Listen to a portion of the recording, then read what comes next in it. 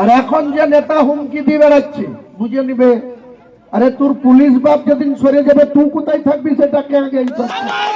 বাংলায় একটা কথা আছে, কাজের সময় কাজী, কাজ ফুরালে পারবে। আমার আগে এক্ষুনি আমাদের কংগ্রেসের সদস্য রবিউল খুব সুন্দর বলছিল, আমি 2016 সালে 12 সালে বিধায়ক পদ ত্যাগ করে তৃণমূলে জয়েন করলাম। 13 সালের 23শে ফেব্রুয়ারি এই তৃণমূলের প্রতীকে রেজিনগর বিধানসভায় আমি প্রার্থী ছিলাম। তো আমরা কংগ্রেসের সেই সময়কার নেতা মধ্যে অন্যতম এখানকার রবিনহুড নাকি হয়েছে, সবাইকে শাসিয়ে বেড়াচ্ছে। তার বাপ আমাদের সঙ্গে রাজনীতি করত, ওর বাপ রাজনীতি করত। আর এই 6টা অঞ্চলের সিপিএম এর তাবড় নেতা ছিল মুজাম সাহেব, কমরেড মুজাম সাহেব, রেজিনগরে বাড়ি।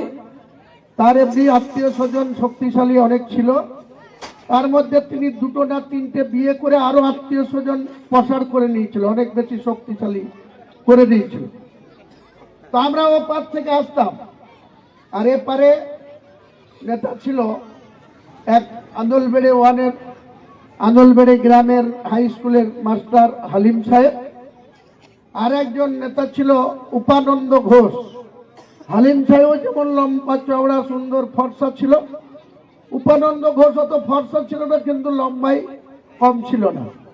আর আমাদের ও পারে একজন ছিল বাজার সাথে বাড়ি, তার নাম ডাক নাম নিমু ঘোষাল, আর ভালো নাম সুনির্মল ঘোষাল। সেই উপানন্দর থেকেও একটু লম্বা ছিল, হালিম সাহেবের থেকেও একটু লম্বা ছিল। আর এখন যে নেতা হুমকি দিয়ে বেড়াচ্ছে বুঝে নিবে, আরে তোর পুলিশ বাপ যেদিন সরে যাবে তুই কোথায় থাকবি সেটাকে আগে।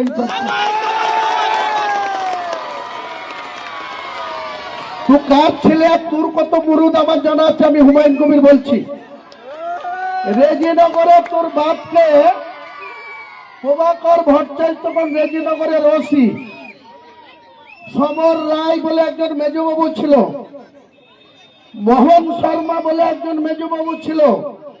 যখন তকিপুরে শফিক শেখ বলে কংগ্রেসের কর্মীকে খুন করে দিল সিপিএমরা, তকিপুরে বাড়ি, আমি নারকেল বাড়ি থেকে আগেই মোটরসাইকেল ইয়াসবি মোটরসাইকেল চালিয়ে সরাসরি রেজিনগরে চলে আসলাম। এসে এমএইচ অবরোধ করলাম। তোর বাপের কি অবস্থা হয়েছিল, প্যান্টুল তো পরতোই না, লুঙ্গি পরে আসতো, সে লুঙ্গির আন্ডার প্যান্টও বোধহয় খুলে যাচ্ছে।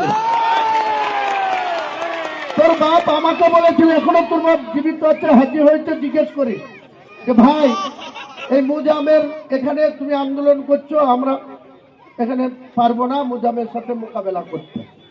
আমি বলেছিলাম আমরা কংগ্রেস করি, সিপিএম এর সরকার, মুজাম সাহেব রেজিনগরের শক্তিশালী, আমিও কিন্তু এপারে যদি আমার গায়ে হাত পড়ে আমি কিন্তু মুজাম সাহেবকে গঙ্গার ও পার হতে দেব না।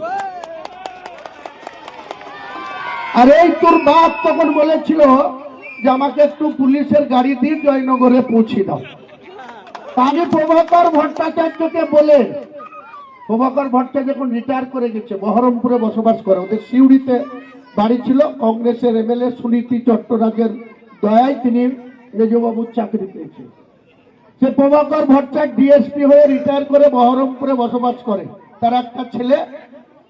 এখানে যখন তিনি ওসি তখন ওর ছেলের বয়স 1 বছর, সে এখন ডাক্তার হয়েছে।